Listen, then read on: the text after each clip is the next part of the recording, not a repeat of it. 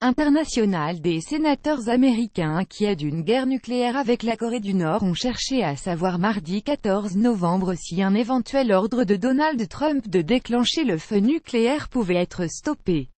La réponse: pas vraiment. Jamais depuis 1976, en pleine guerre froide, la question du bouton nucléaire n'avait fait l'objet d'une audition au Congrès. Pour l'organisateur, le président de la Commission des Affaires étrangères du Sénat Bob Corker, une nouvelle séance n'avait donc que trop tardé.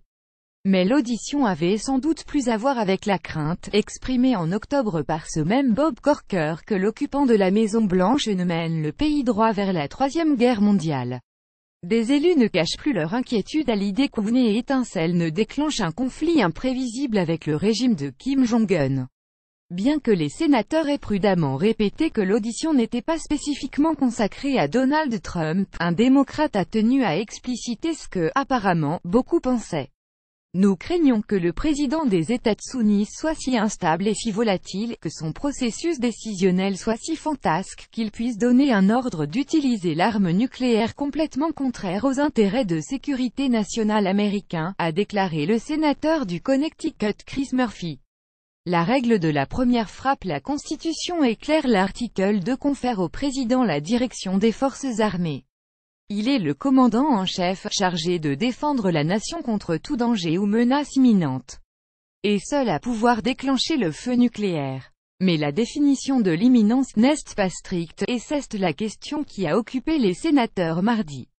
Une fusée nucléaire sur un pas de tir nord-coréen, prête à détruire une ville américaine. Un tir américain serait probablement justifié, ont convenu experts et élus.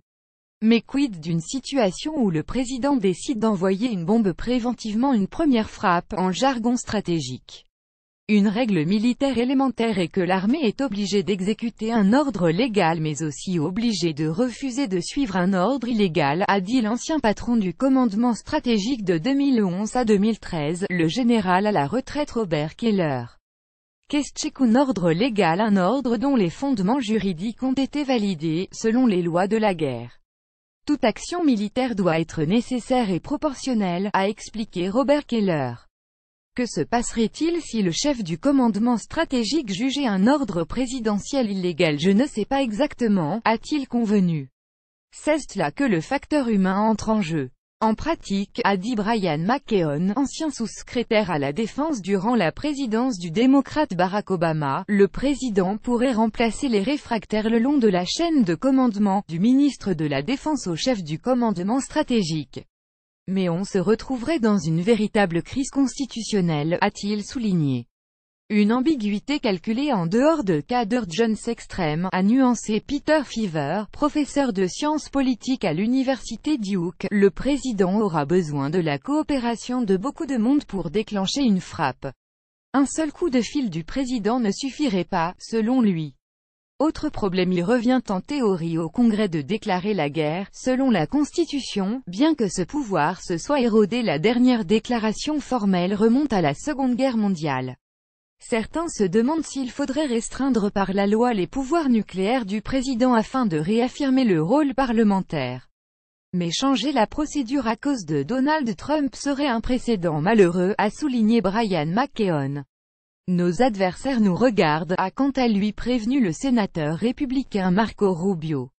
L'ambiguïté calculée doit rester au cœur de la posture américaine, a-t-il martelé.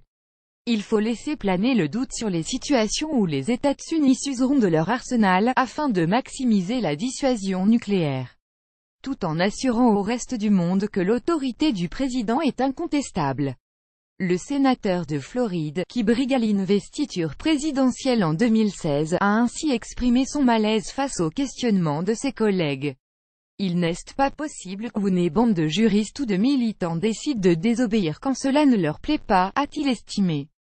Dans cette république, quand ils votent, les électeurs prennent la décision de confier à quelqu'un ce pouvoir. Jusqu'au 20 janvier 2021 à midi, Donald John Trump en reste le détenteur exclusif.